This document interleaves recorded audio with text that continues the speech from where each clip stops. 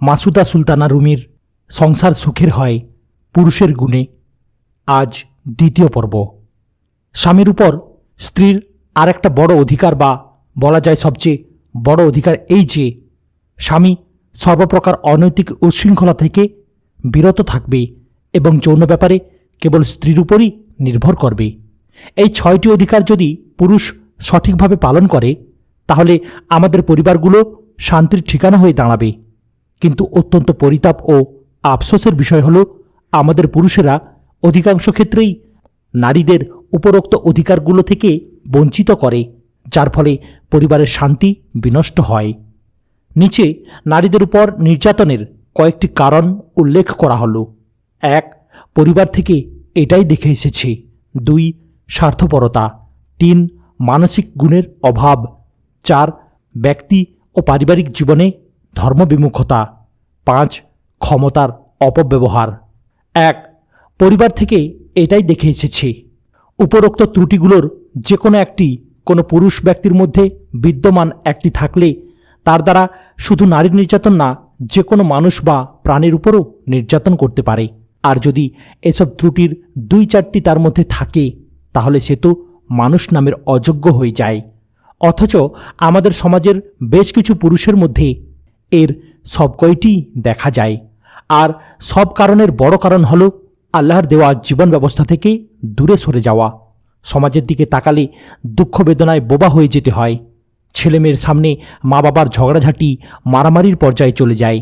এই কিছুদিন আগেও পুরুষেরা একতরফা অত্যাচার করেছে, নারীরা অত্যাচারিত হয়েছে। বর্তমানে নারীরা বেশ প্রতিবাদী হয়েছে, পুরুষদের বিভিন্নভাবে হেস্তনেস্ত করতে শিখেছে।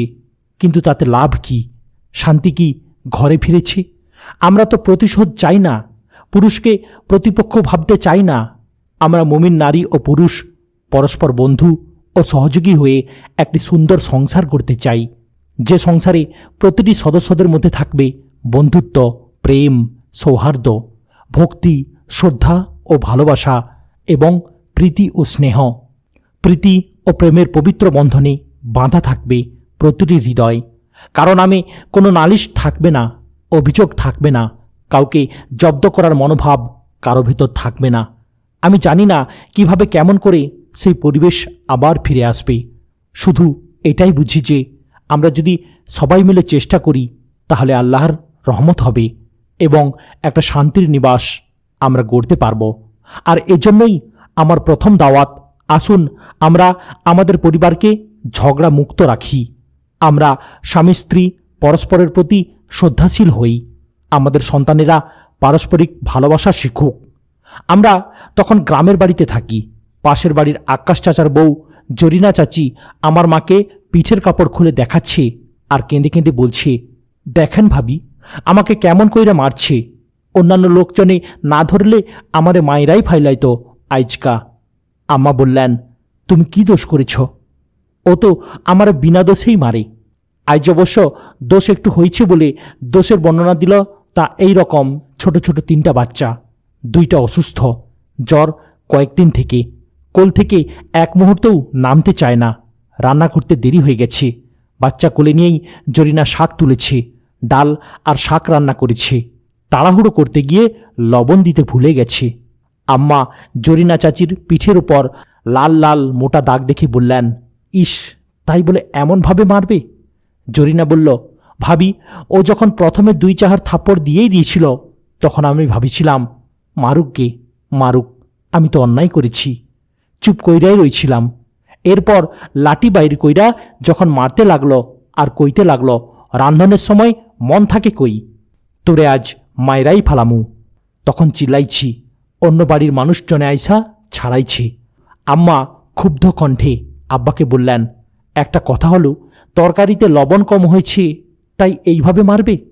আব্বা হাসি মুখে বললেন, আরে দোষ তো জরিনার, ও জেনে শুনে আকাশের সাথে বিয়েতে রাজি হয় কেন? মায়ের তো খাবেই।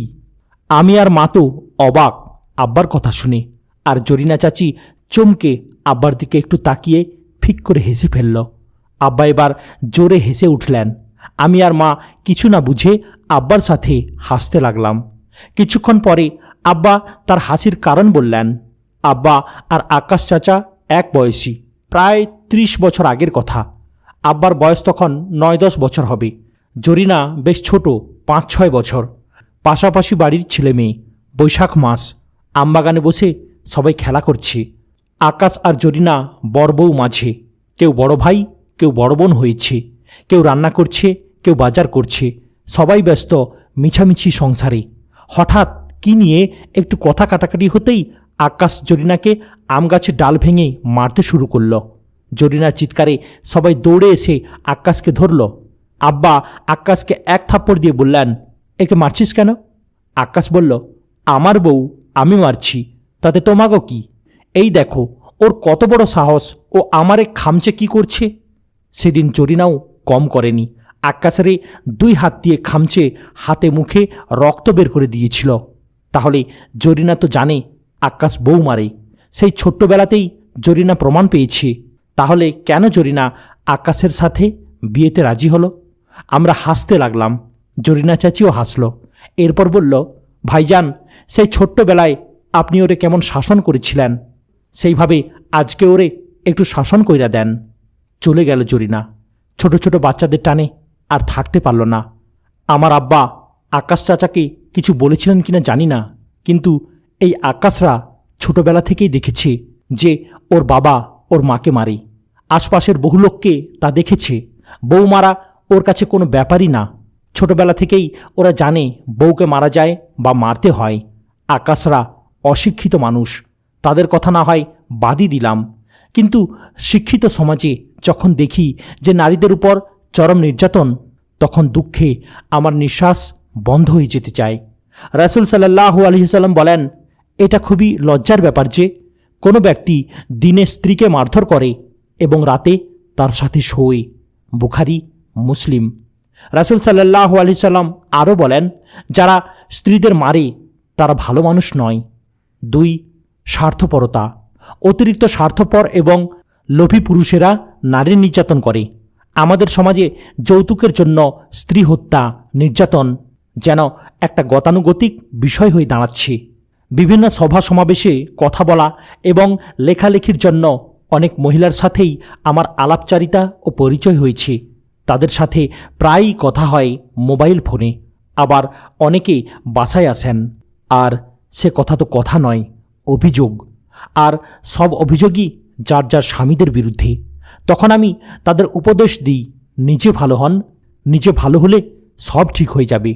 আসলে কথাটা ঠিক না। নিজে ঠিক হলেই সবসময় সব কিছু ঠিক হয়ে যায় না। আমি তৌহিদাকে কি উপদেশ দেব বা সান্ত্বনা দেব তা কিছু বুঝে উঠতে পারছি না। ওর সমস্যার কি সমাধান দেব? ও যখন কেঁদে কেঁদে ওর কষ্টের কথাগুলো আমাকে বলতো, আমারও তখন কান্না পেত। ওর সাথে কথা বলে দেখেছি যে উপরে বর্ণিত 6টি অধিকার থেকেই সে যে বঞ্চিত। ওর বড় সমস্যা হলো ওর বাবা নেই, ভাইয়েরাও তেমন সচ্ছল নয়। যার যার পরিবার নিয়ে তারা হিমশিম খাচ্ছে। তাই বোন জামাইকে তারা যখন তখন এটা সেটা গিফট দিতে পারে না। বড় অঙ্কের কোনো টাকা পয়সাও দেয়নি বিয়ের সময়। এই অপরাধে প্রায়ই তৌহিদাকে একটু আধটু কথা শুনতে হয়। সে একদিন প্রতিবাদ করছিল বলে ভীষণ মার খেতে হয়েছিল তাকে। ও প্রায় বলতো, আপা, আমার যাওয়ার জায়গা নেই তো, তাই আমার উপর এত অত্যাচার। বাবা নেই, ভাইরা গরিব। আমি ওকে বললাম, কি যে বলো, আল্লাহর দুনিয়া কি ছোট নাকি? বেশি সমস্যা হলে তুমি আমার কাছে চলে এসো। একদিন তৌহিদা আমাকে ফোনে বলল, আপা, আমার মায়ের কাছে চলে এসেছি, এখন কিভাবে আপনার কাছে আসব? আমি চমকে উঠলাম। ওকে বললাম, ঠিক আছে, মায়ের কাছে কয়েকদিন থাকো, চিন্তা ভাবনা করে আমি দিন কয়েকদিনের মধ্যে তোমাকে জানাচ্ছি। আমি আমার মায়ের কাছে কথাটা বলতেই তিনি বললেন, তুমি মেয়েটিকে আশ্বাস দিয়ে ভালো করনি। তোমার পরিবারে তোমার বড় বড় ছেলেরা আছে, তোমার স্বামী আছে। কারো কাছে পরামর্শ না নিয়ে তুমি হুট করে একজন যুবতী মেয়েকে তোমার পরিবারে নিয়ে আসতে পারো না। এরপর মেয়েটি বিবাহিতা। মেয়েটির স্বামী তোমার নামে আদালতে মামলা করতে পারে যে তুমি তার স্ত্রীকে ফুসলিয়ে নিয়ে এসেছ। এই অশান্তি তুমি কেন করবে? তোমার বয়স হয়েছে, কিন্তু এখনও বাস্তবতা বোঝো না। আমার উপর মা বেশ বিরক্তই হলেন। আমি বললাম, তৌহিদা, এখন ভালো করে ভেবে দেখো। তুমি যদি তোমার স্বামীর সাথে সম্পর্ক রাখতে নাই চাও, তাহলে এ ব্যাপারে তোমার গার্জিয়ানদের সাথে খোলাখুলি কথা বলো। দুই পক্ষ আলাপ আলোচনা করে যেটা ভালো মনে করো সিদ্ধান্ত নাও। তারপর আমার কাছে আসা না আসার চিন্তা করা যাবে। হুট করে চলে আসা ঠিক হবে না। আমার কথায় তৌহিদা মনে হয় খুব হতাশ হলো। বুঝলাম সে খুব মন খারাপ করল। তারপর বড় একটা নিঃশ্বাসের সাথে ধীরে ধীরে বলল, ঠিক আছে। এরপর তৌহিদা আর কোনোদিনই আমাকে ফোন করেনি। এর মধ্যে আমি একবার ফোন করে জানতে পারি যে তৌহিদা ওর মায়ের কাছেই আছে। আজ এই লিখতে বসে আবার তৌহিদাকে ফোন করলাম। এখনও মায়ের কাছেই আছে। সে ডিভোর্স নেওয়ার সিদ্ধান্তই ফাইনাল করেছে। আল্লাহর অশেষ শুকরিয়া এই জন্য যে ওদের কোনো সন্তান নেই। এসব ক্ষেত্রে সন্তান থাকলে নারী আর সন্তানদের দুর্ভোগের আর সীমা থাকে না। আমাদের সমাজে এমনই হাজার হাজার তৌহিদা আছে যাদের যাওয়ার কোনো জায়গা নেই, নালিশের কোনো জায়গা নেই। মদিনার মতো একটা নিরাপদ আশ্রয়স্থল যদি থাকত, সেখানে মক্কা থেকে নির্যাতিতা নারীরা এসে আশ্রয় নিত। এইসব নারীদের জন্য একটা আশ্রয়স্থল আমাদের খুব প্রয়োজন। 3. মানসিক গুণাবলীর অভাব। এক শ্রেণীর মানুষের হাত পা অঙ্গ প্রত্যঙ্গ মানুষের মতো হলেও তাদের অন্তরে মানবিক গুণের অভাব আছে। মানবিক গুণাবলী বলতে আমি উদারতার কথা বলছি। উদারতা প্রসঙ্গে আল্লাহ সুবহানাহু ওয়া তাআলা বলেন, যে ব্যক্তি তার নাফসকে সংকীর্ণতার ঊর্ধ্বে উঠাতে পারল সেই সফলকাম হল। সূরা তাগাব্বুন আয়াত নম্বর 16। মহান রাব্বুল আলামিন পুরুষদের বলেছেন, তোমরা অর্থাৎ পুরুষেরা তাদের সাথে সৎভাবে জীবনযাপন করো। তারা অর্থাৎ স্ত্রীরা যদি তোমাদের মনের মতো না হয়, তাহলে এমনও হতে পারে যে তোমরা কোনো জিনিসকে অপছন্দ করেছ, কিন্তু আল্লাহ তোমাদের জন্য তার মধ্যে অফুরন্ত কল্যাণ রেখেছেন। সূরা নিসা আয়াত নম্বর 19। হযরত আবু হুরায়রা রাদিয়াল্লাহু তাআলা আনহু থেকে বর্ণিত, রাসূলুল্লাহ সাল্লাল্লাহু আলাইহি ওয়াসাল্লাম বলেন, কোনো ঈমানদার পুরুষের পক্ষে কোনো ঈমানদার নারীকে ঘৃণা করা ঠিক হবে না। কেননা ঈমানদার নারীর মধ্যে কোনো একটি বিষয় খারাপ থাকলেও বহু উত্তম গুণও থাকে। মুসলিম। আল্লাহ এবং তার রাসূল সাল্লাল্লাহু আলাইহি ওয়াসাল্লামের দিক নির্দেশনা মানুষকে উদার হতে শেখায়। ছোটোখাটো দোষ ত্রুটি নিয়ে অশান্তি করা যাবে না।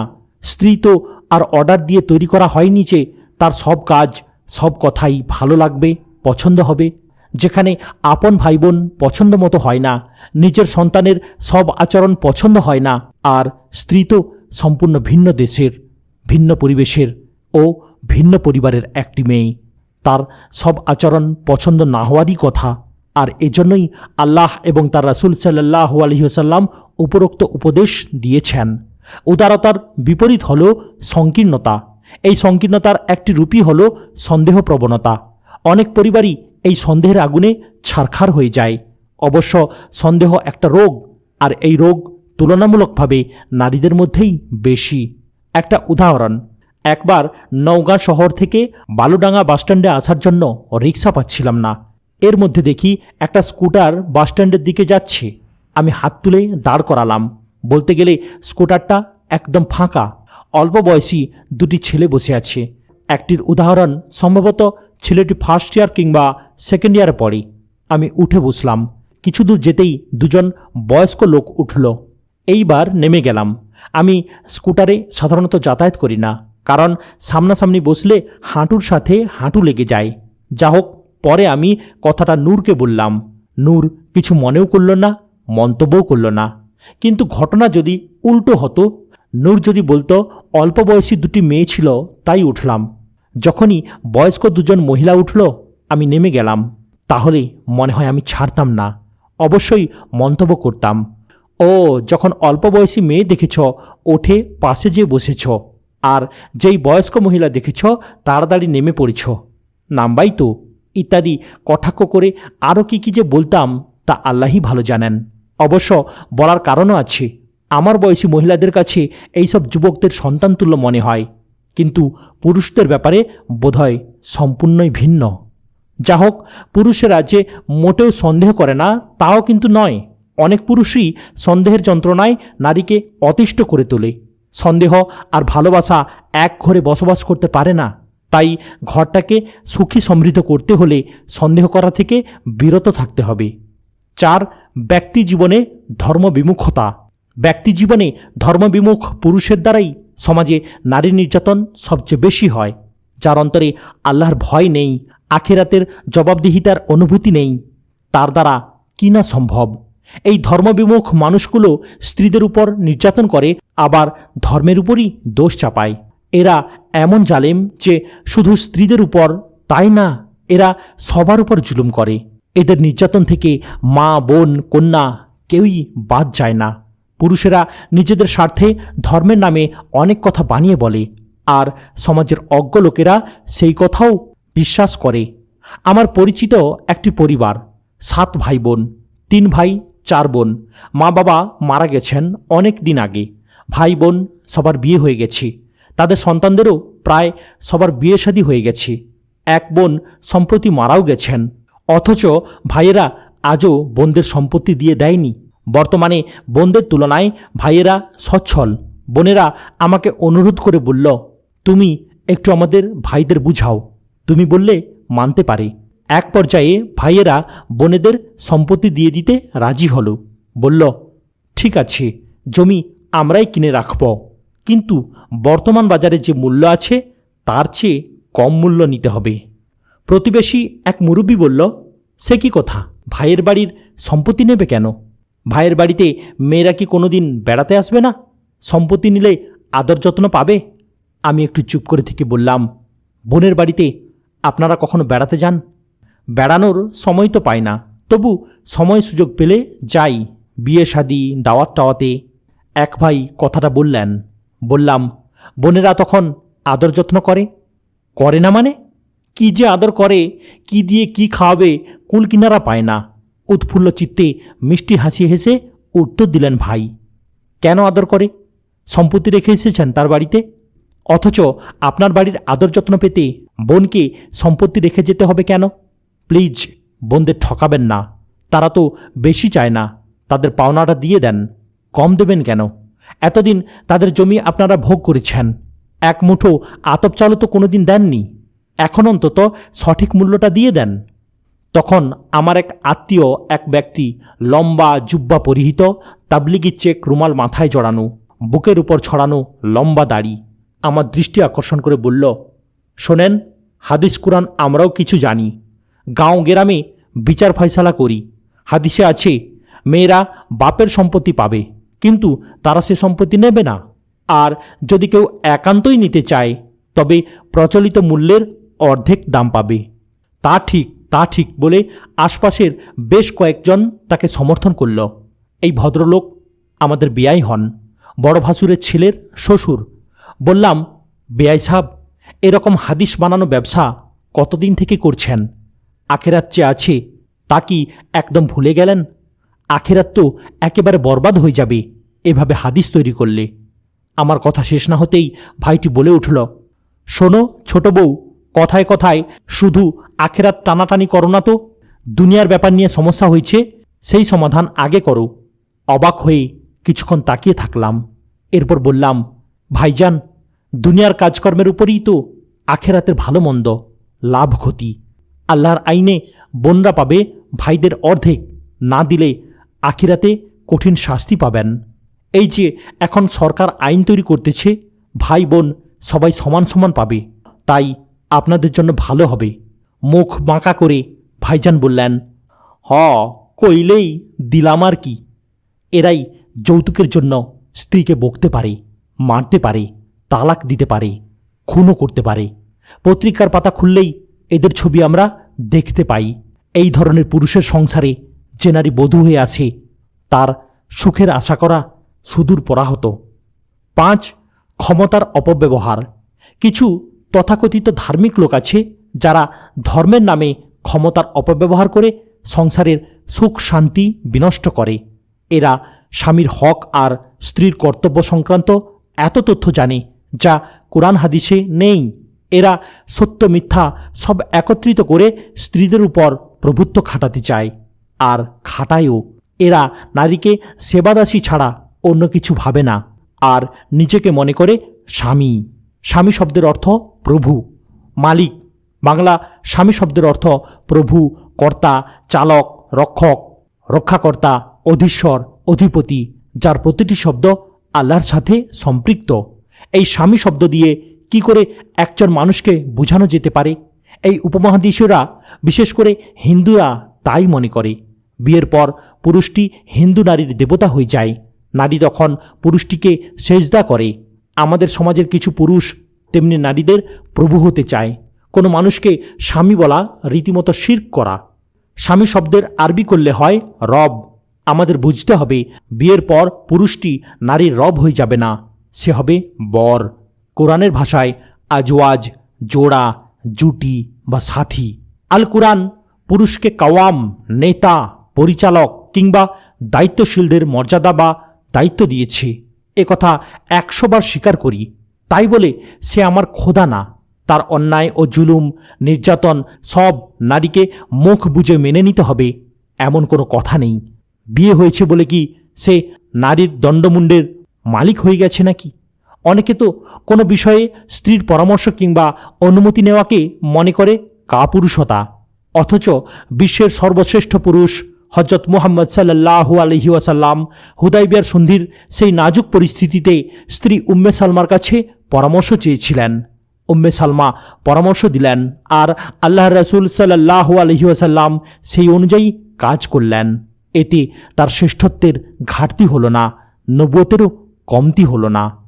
আমাদের আলেম ওলামারা নারীদের হেদায়েত করার জন্যই যেন সর্বক্ষণ ব্যস্ত।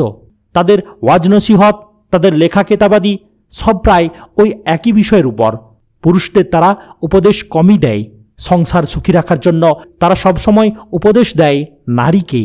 এইসব ওলামাদের কথা শুনলে কিংবা বই পুস্তক পড়লে মনে হয় আমাদের সমাজের পুরুষেরা সব বড় বড় সাহাবা, আর স্ত্রীরা যেন আফ্রিকার জঙ্গল থেকে ধরে আনা জঙ্গলি।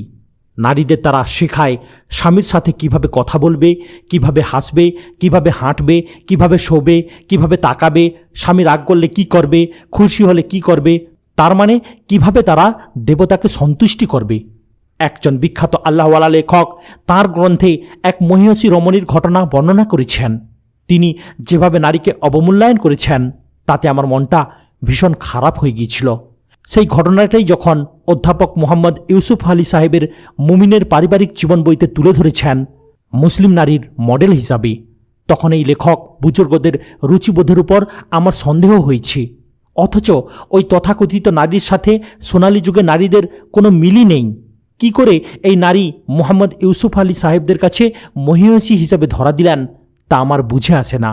ঘটনা হলো, একজন নারী প্রতি রাতে এশার নামাজের পর খুব সাজসজ্জা করত, সুন্দর পোশাক পরিধান করত, হাতে গলায় ও কানে অলংকার পরে চোখে সুরমা লাগিয়ে স্বামীর কাছে হাজির হতো। তাকে জিজ্ঞেস করত, আমাকে আপনার প্রয়োজন আছে কি? যদি সে বলতো হ্যাঁ আছে, তাহলে সাথে সাথে তার কাছে শুয়ে পড়ত। আর যদি বলতো না প্রয়োজন নেই, তাহলে সে বলতো তাহলে আমাকে অনুমতি দিন, আমি গিয়ে আপন প্রতিপালকের ইবাদতে মশগুল হই। স্বামীর অনুমতি লাভের পর সে পরিধেয় পোশাক ও অলঙ্কারসমূহ খুলে ফেলে সাদা কাপড় পরে গোটা রাত নির্জন ইবাদতে কাটিয়ে দিতেন। উপরের কাহিনীটি আবার পড়েন। এরপর কোরআন হাদিস ও বিবেকের সাথে একটু মিলিয়ে দেখেন।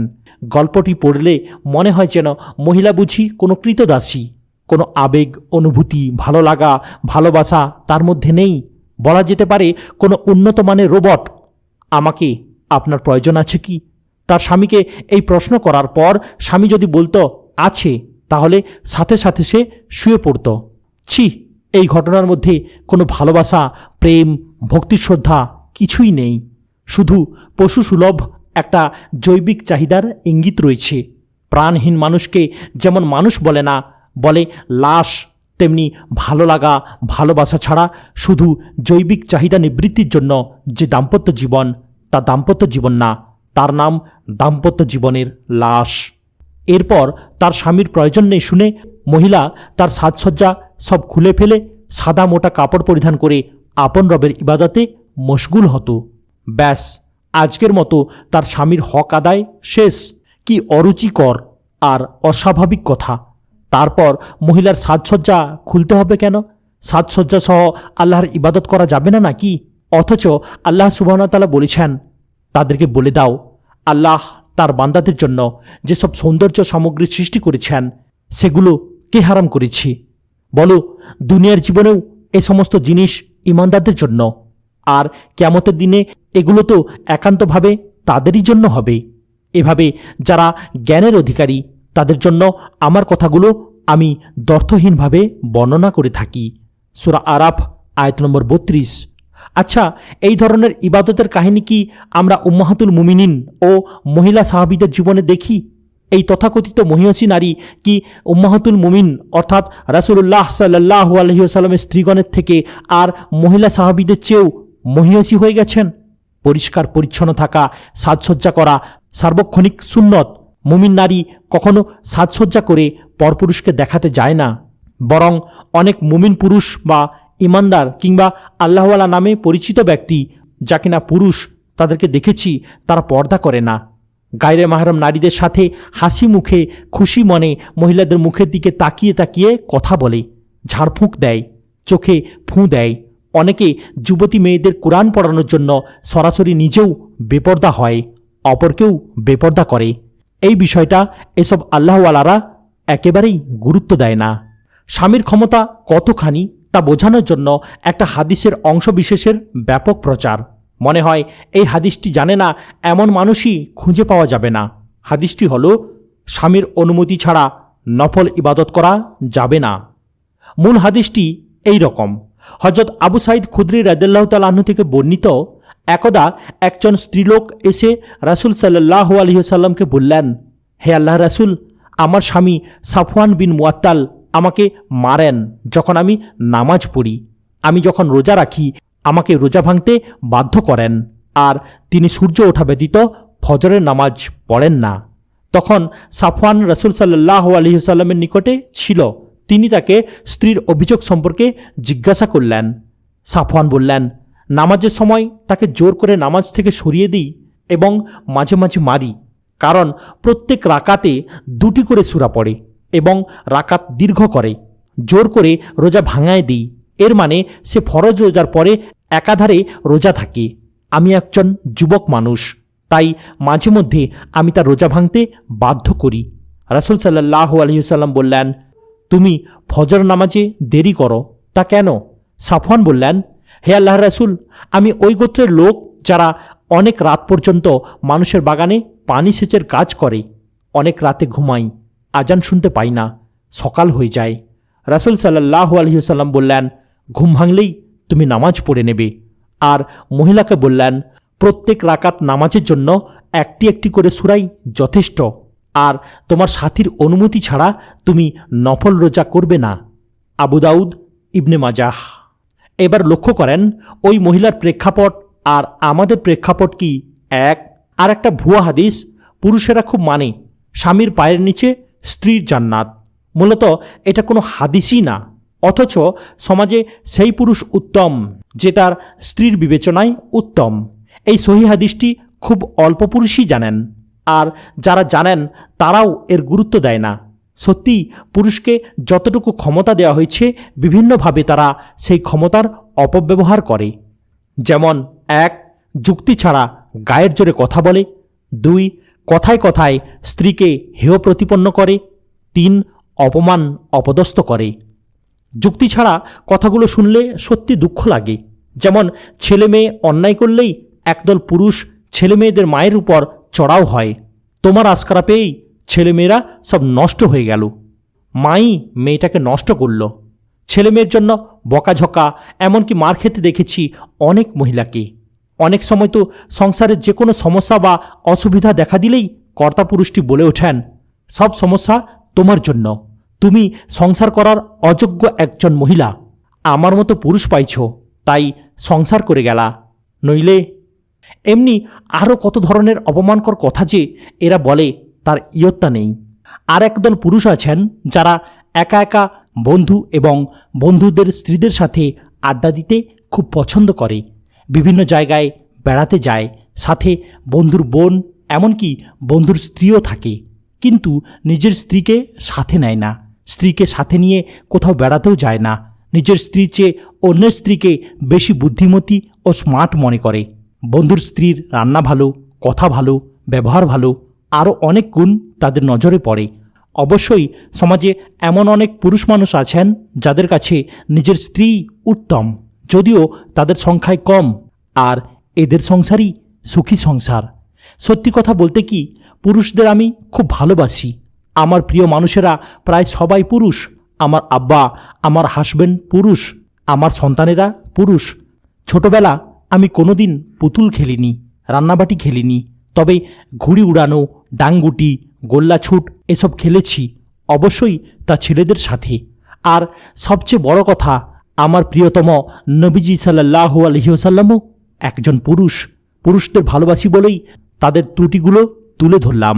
রাসূল সাল্লাল্লাহু আলাইহি ওয়াসাল্লামের দিক নির্দেশন অনুযায়ী তারা যেন নিজেদের কর্মকাণ্ড শুধরে নিয়ে দুনিয়া ও আখেরাতের শান্তির পথ সুগম করে নেয়। এছাড়া যে আর উপায় নেই। প্রিয় ভাইরা, আজ এখানেই সমাপ্ত করলাম। ভিডিওর পরবর্তী অংশ অর্থাৎ সুযোগ্য পত্নী নামক আরও একটি বিষয় নিয়ে আলোচনা করব ইনশাআল্লাহ। অবশ্য সেটা শেষ পর্ব হতে চলেছে। সম্পূর্ণ কিতাবটি শুনতে গেলে চ্যানেলটিকে সাবস্ক্রাইব করুন, লাইক, কমেন্ট এবং শেয়ার করতেও ভুলবেন না।